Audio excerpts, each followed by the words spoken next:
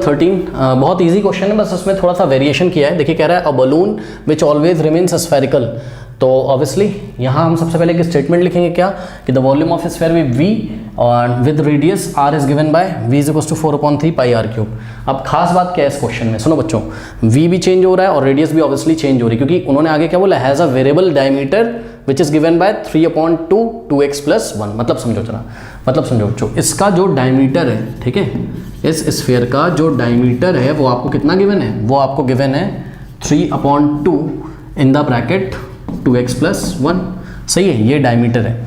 तो कह रहा है कि find the rate at change of its volume with respect to x। तो समझो जरा बात को, पता है आपको क्या निकालना है। देखो थोड़ा सा फील करो कि डायमीटर भी यहाँ पर वेरिएबल है। कैसे भाई, x चेंज हो रहा होगा ना, x यहाँ पर एक वेरिएबल है ना, x चेंज हो रहा है तो डायमीटर भी क्या हो रहा होगा, चेंज। और डायमीटर चेंज हो रहा है तो रेडियस भी चेंज हो रही होगी।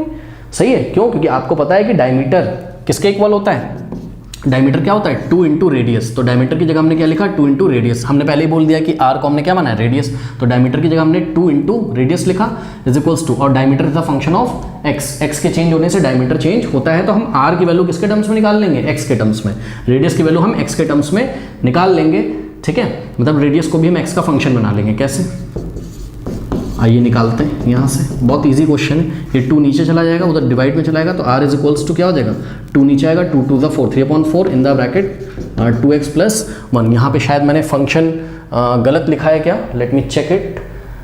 3.2 2x + 1 बिल्कुल सही फंक्शन है, ठीक है, बिल्कुल सही। मैंने सोचा कि यहाँ पर माइनस तो नहीं लगा दिया ये क्वेश्चन में, वैसे उससे कोई फर्क नहीं पड़ता, पर फिर भी मैंने एक बार चेक कर लिया, ठीक है। तो r रेडियस इज व्हाट, ये आ गया आपकी रेडियस। अब आपको क्लियरली दिख रहा होगा क्या कि रेडियस वेरिएबल है। कैसे, आप x को चेंज करो, x की वैल्यू 1 रखो, रेडियस को 4 आ जाएगी, x की वैल्यू 2 रखो, रेडियस मतलब x की वैल्यू चेंज होने से रेडियस पक्का चेंज होगी, ठीक। और वही रेडियस की वैल्यू लाके आप वॉल्यूम के फॉर्मूले में रख दीजिए, तो क्या हो जाएगा, v is equals to 4/3 pi.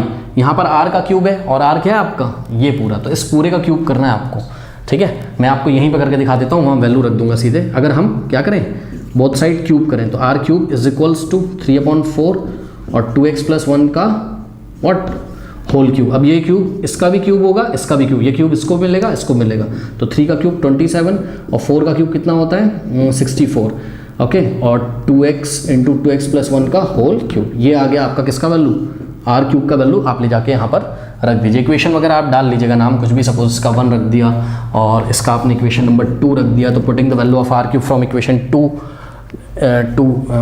2 in equation number 1। तो r³ की जगह आप कितना रख दोगे, आप रख दोगे 27/64 × 2x + 1 का होल क्यूब, ये आपने लिख दिया, ठीक है।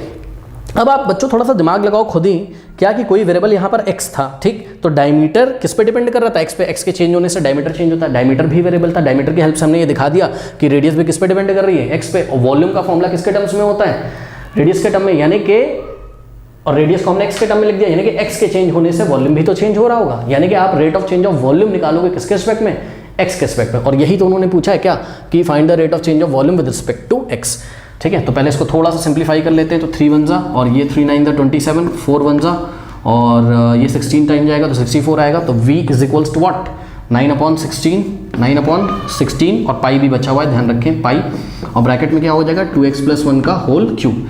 नाउ ये जो कुछ भी आया है इसको आप चाहें तो कुछ इक्वेशन नाम दे सकते हैं, late us say 3। Now differentiating with respect to x both side, ठीक है, differentiating with respect to x, तो आपको मिल जाएगा क्या, dv/dx इज इक्वल्स टू, हाँ भाई यहाँ पे ध्यान दें, 9/16 और पाई ये कांस्टेंट है, तो 9/16 पाई ये कांस्टेंट है, इनटू d/dx ऑफ, इसका d/dx करेंगे हम, यानी कि इसका डेरिवेटिव करेंगे 2x + 1 का होल क्यूब, ठीक है।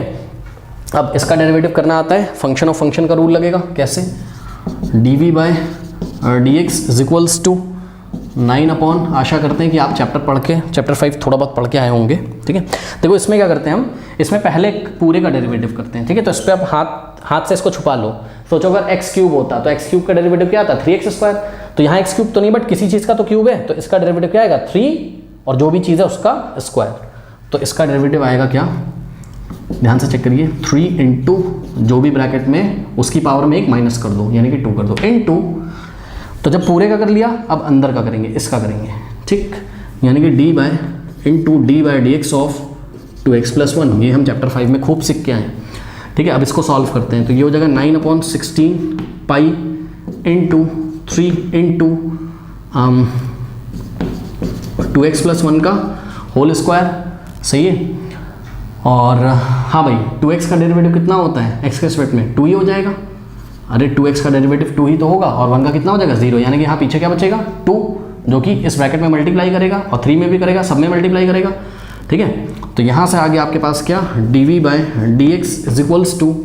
इसको अगर हम थोड़ा सा सॉल्व करना चाहें तो कैसे करेंगे, देखिए ये 2 इन सब में मल्टीप्लाई तो 16 को कैंसिल कर सकता है, तो 2 1 और 2 8 16, तो क्या आ जाएगा हमारे पास 9 3 27 और पाई बचा और अपॉन में 8, ठीक है। तो 9 3 27 पाई अपॉन 8 2x + 1 का होल स्क्वायर, ठीक है। तो this is the rate of change of volume with respect to what, with respect to x, 27/8 into पाई, यानी कि आप इसको ऐसे भी लिख सकते हो, आप इसको ऐसे लिखा होगा पीछे 28/7 इंटू पाई, जैसे लिखना हो वैसे लिख लो, इंटू 2x + 1 का होल स्क्वायर। अब बच्चों देखिए, बच्चे यहाँ पे बोलते हैं सर यूनिट नहीं लिखी आपने, है ना इस बार।